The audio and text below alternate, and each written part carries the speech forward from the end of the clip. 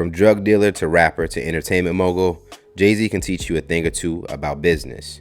With regards to the billion-dollar net worth boasted by the Jigga Man, Forbes revealed that the rapper's fortune can be broken down into various assets, including cash investments and stake in companies like Uber, his own companies, the label-turned-entertainment company Roc Nation, the clothing line Rocawear, the upscale sports bar and restaurant the 4040 Club, his Cognac Douce, and Tidal, the music streaming service, just to name a few. His own music catalog is reportedly worth over $200 million more than it was a few years ago. Even in the years that he doesn't release music or go on tour, by one estimate, Jay-Z is good for about $500 million a year. He showed us who he was and what he was about from the beginning of his career.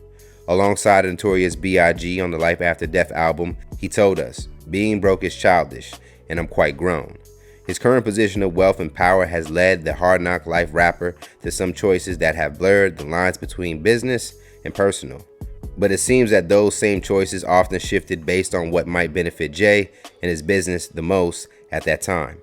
Here's how Jay-Z pimped Colin Kaepernick. Jay-Z is known to shape his personal brand around lucrative business deals that look commonplace to the average man, but are carefully calculated and designed to promote him to the mass audience, filling his pockets and furthering his position as the 1% of the 1%. As one of only 13 black billionaires, Jay-Z is complicit in a capitalist society that relies on most people being impoverished while a select few are wealthy. Under capitalism, black people are systematically marginalized and exploited in ways that make us more likely to be in poverty, to be incarcerated, and even subject to physical and mental health problems. With his recent jump into political issues involving race and criminal justice reform, many critics question whether there is a conflict of interest between his pro-blackness and his business practices. But we can't look past all of the ways Jay-Z has given back to his community. From starting the Sean Carter Foundation, which has given more than $4 million in collegiate scholarships, to the students facing socio-economic hardships, to the many other donations he's made to worthy causes, especially for black people. Although sometimes silently, Jay-Z has also made charity his business. On Moment of Clarity, he let us know, "I can't help the poor if I'm one of them. So I got rich and gave back. To me, that's the win-win." It is this personal and professional complexity of the man we call Hov that leads some of us to wonder how Jay-Z saves but also destroys. During the initial stages of the Black Lives Matter organization, some rappers were criticized for not using their platform to cause awareness. Once a hashtag and now a political movement, Black Lives Matter was fueled by the fatal shooting of an unarmed 17-year-old Trayvon Martin in 2013. Although later he would go on to donate $1.5 million to the Trayvon Martin Foundation and other charities, at that time Jay-Z was among those who were silent. It was also revealed by filmmaker Dream Hampton, who co-wrote Jay's memoir, Decoded, that the Carters gave tens of thousands of dollars to free protesters who could not pay their bail following anti-police brutality demonstrations fueled by the 2014 fatal shooting of Mike Brown by the police in Ferguson. In since deleted tweets, Hampton claimed the couple insisted their donations be kept quiet. But as Black Lives Matter gained worldwide recognition, Jay-Z became more publicly connected to the cause. With the release of his song Spiritual, after the deaths of Alton Sterling and Philando Castile at the hands of the police, the mogul made a public stance on police brutality. He released a statement with the song stating, "I made this song a while ago. I never got to finish it. Punch TDE told me I should drop it when Mike Brown died. Sadly, I told him this issue will always be relevant. I'm hurt that I knew his death wouldn't be the last. I'm saddened and disappointed in this America. We should be further along. We are not. I trust God and know that everything that happens is for our greatest good. But man, it's tough right now. Blessings to all the families that have lost loved ones to police brutality." 2016 was also the year that former 49ers quarterback Colin Kaepernick infamously kneeled for the first time during the national anthem at a game in San Diego. Also inspired by the work of the Black Lives Matter organizers, Kaepernick chose to kneel in protest of racial inequality and police brutality that continue to plague our nation. Although he was met with criticism by those who felt it was disrespectful to our nation, to the flag, and our troops, he maintained that kneeling was a respectful gesture of protest. He said, "I'm not protesting the anthem or the nation. I'm protesting organized brutality. To me, this is much bigger than football, and it would be selfish to look the other way. There are bodies in the street and people getting paid to leave and getting away with murder."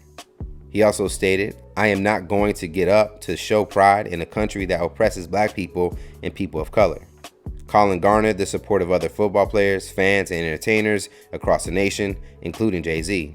Even after no other NFL teams would sign him, once he left the 49ers and became a free agent, presumably because of his actions of taking a knee. Yet Jay-Z sported a custom Colin Kaepernick jersey during the 2017 Saturday Night Live appearance. That same year, he dedicated a New York performance of his song, The Story of OJ, to Kaepernick.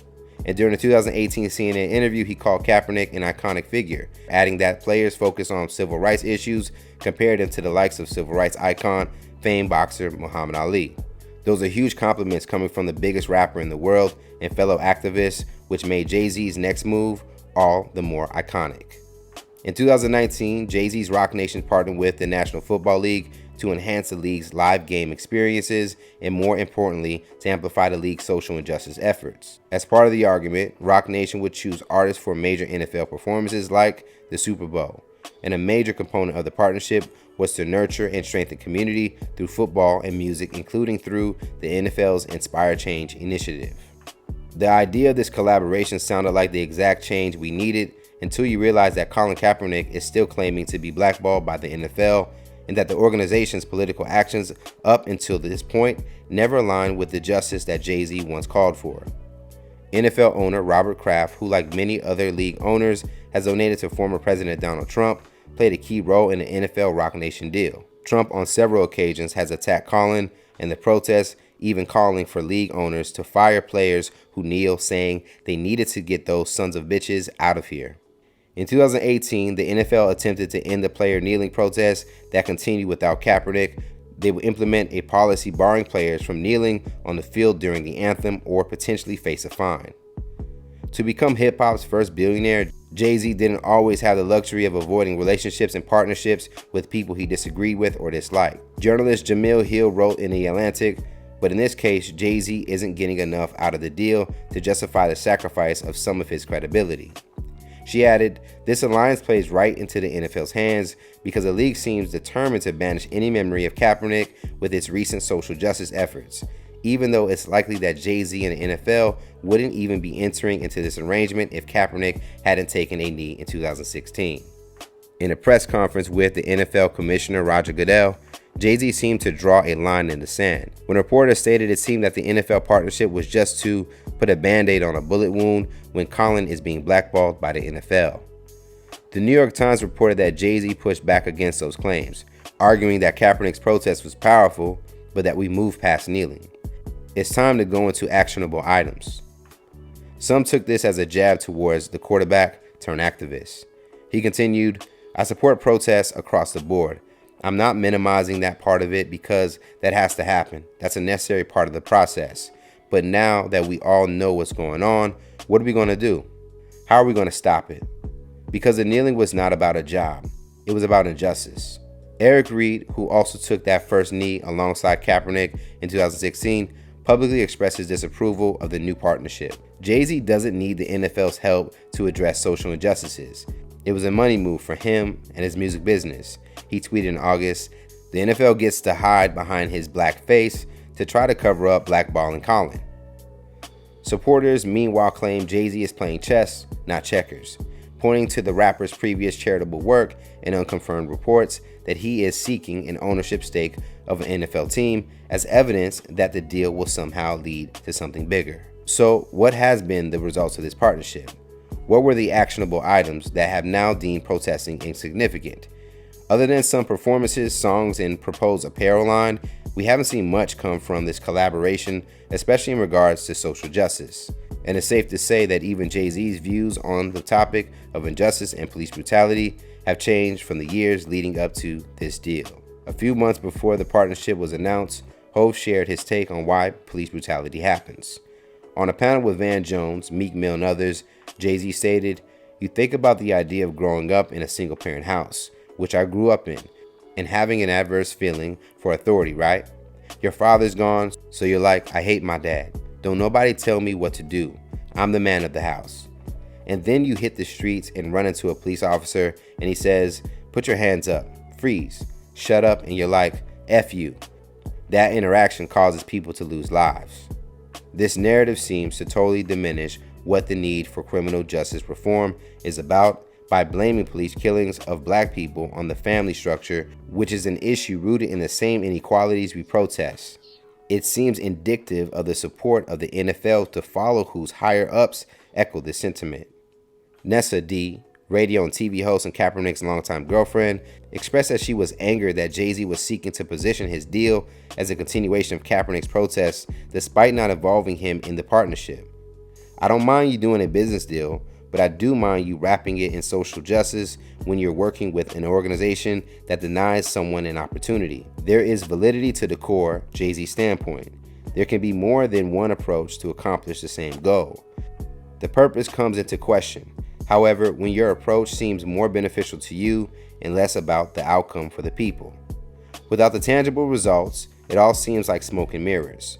We know Jay means well, and his efforts don't go unnoticed. He has saved many for sure. His work has put so many people in positions for them to reach their greatest potential. But we have to wonder, if it's between the people and the money, which would he ultimately choose? It wasn't just lyrics when Jay-Z told us he was a businessman. And if you know business, you know there's never any permanent friends or enemies. You do what you must, take risks, and move on to the next when it's time. The one thing about Jay's business practices is that he has never been afraid of risk, even at the expense of his reputation, and it seems to work out for him. But what does that mean for his personal relationships? His community? Living in a capitalist, business-driven society means that someone is going to get the short end of the stick, and in America, it will always be the marginalized folks. The same ones that Jay-Z got rich to save are the ones who suffer from the system he's a part of.